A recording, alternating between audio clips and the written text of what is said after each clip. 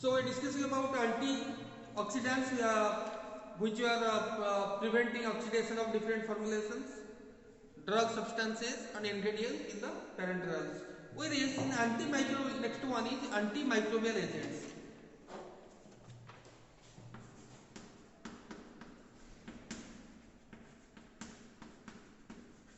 Antimicrobial agents. So this antimicrobial agent will prevent growth of the microorganisms in the formulation. So that's why different types of antimicrobial agents we are using, like your benzoalkonium chloride, benzalkonium chloride. So the concentration is very less. It's generally 0.01% we are using.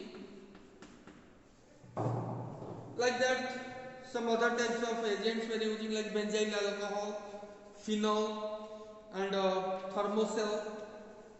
We are using different types of ingredients as antimicrobial agents.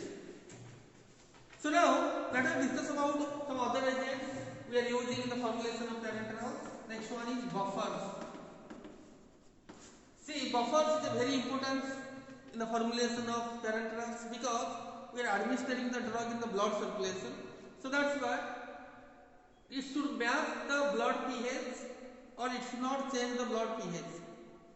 Because we know that if slight modification of the blood pH or body fluid will change, this will give a very dangerous effect to different organs. So that's why it should not modify. So that's why you have to maintain the pH of the formulation by using buffer. So for that, different types of buffering agents there, like phosphate buffer.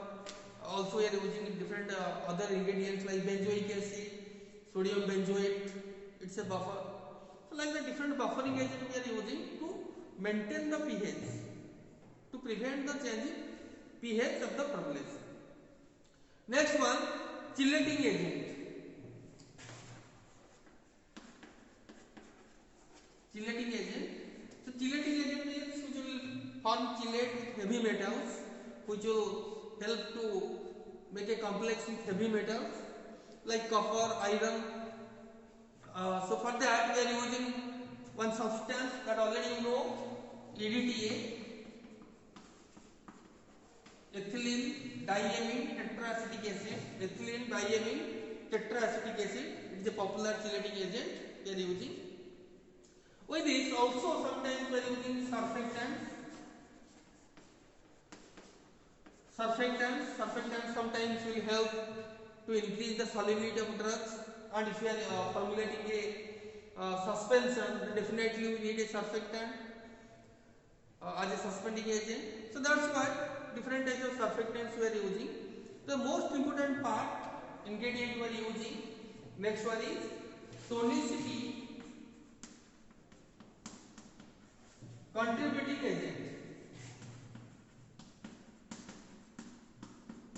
Contributing or tonicity adjuster. You can tell tonicity adjuster or tonicity contributing agent.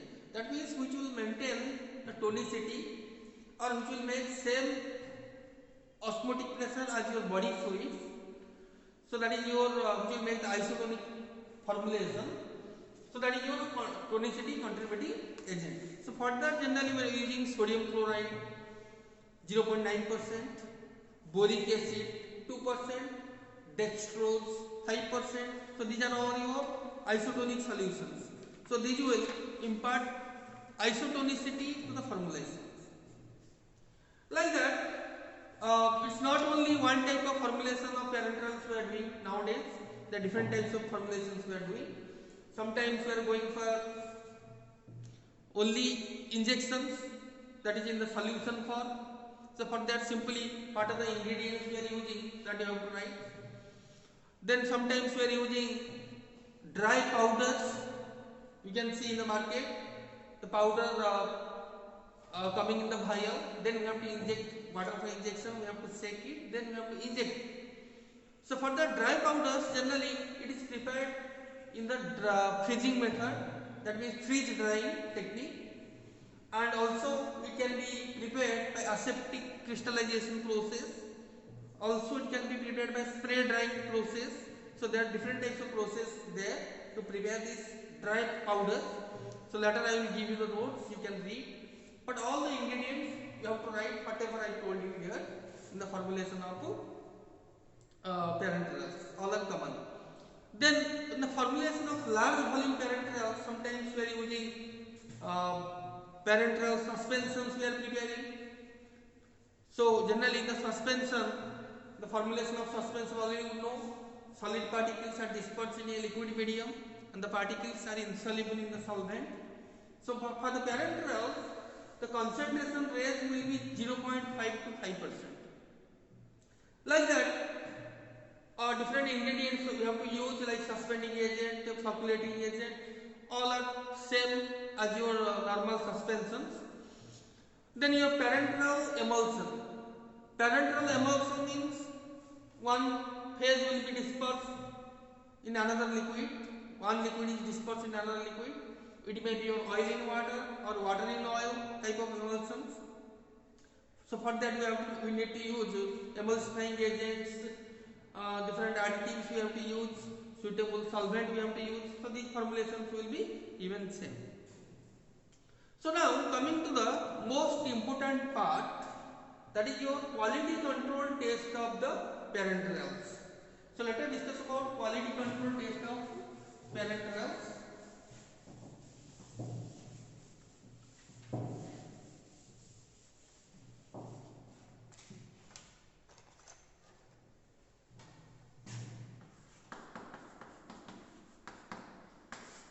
Quality control test of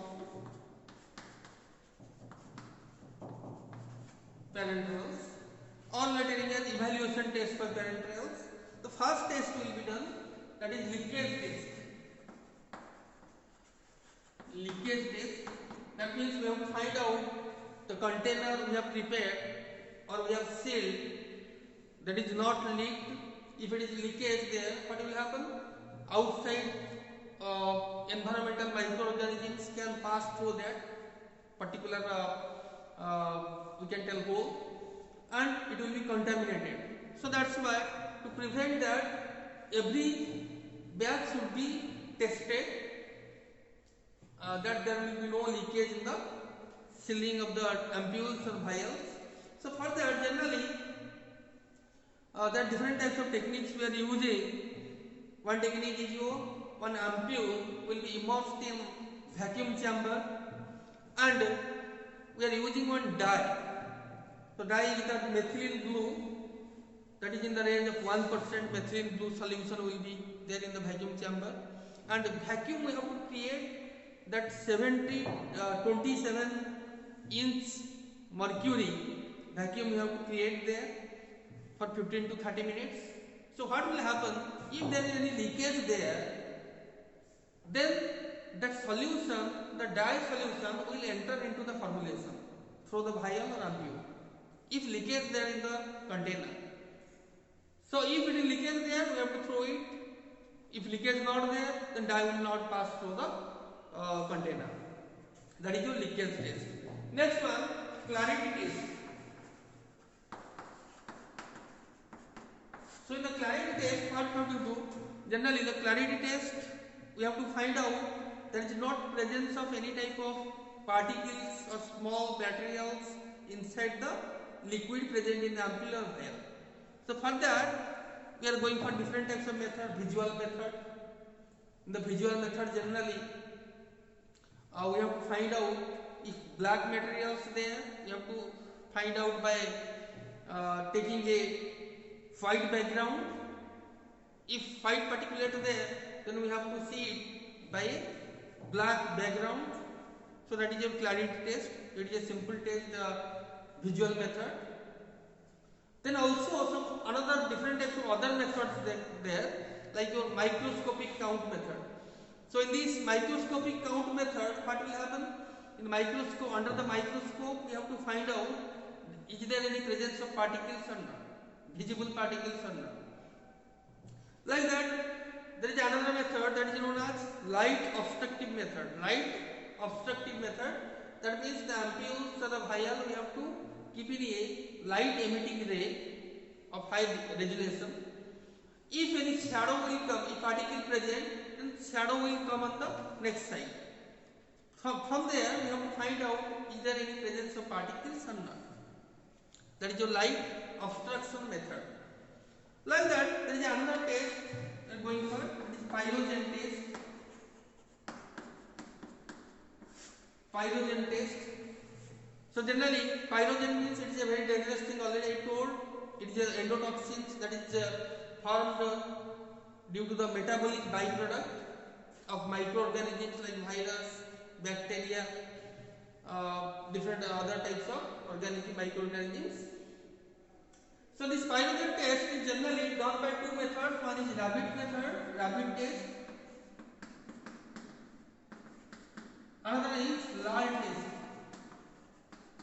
Rabbit test and lal test. Lal test means it is your limulus amniocyte, that already you know, lysate test. So this lal test generally will be done by taking different types of bacteria, and rabbit test generally we have to inject the different types of formulation by using injectables to the rabbits, and we have to find out how the body temperature of rabbits are increasing. So these are the different tests. I will give the notes about this, how the rabbit test and lal test is done. If you need doubt there, you can ask me later. But this is a very simple test where we are going for pyrogen test by injecting with rabbit, and we have to find out the body temperature. If body temperature rises more than the limitation, then there may be presence of pyrogens. The next one, the test of sterility. Test of sterility or sterility test, we have to find out by taking culture method. Culture means we have to take a culture media and we have to find out how the bacterial growth will be there on that particular culture media. We have to inoculate, and if it is resisting, then we can tell it passed the sterility test. So these are the most important QC tests or evaluation tests for parenterals. So in the next class we will discuss about ophthalmic formulation, which is a part of also sterile formulations like parenterals. In the next class we will discuss about that.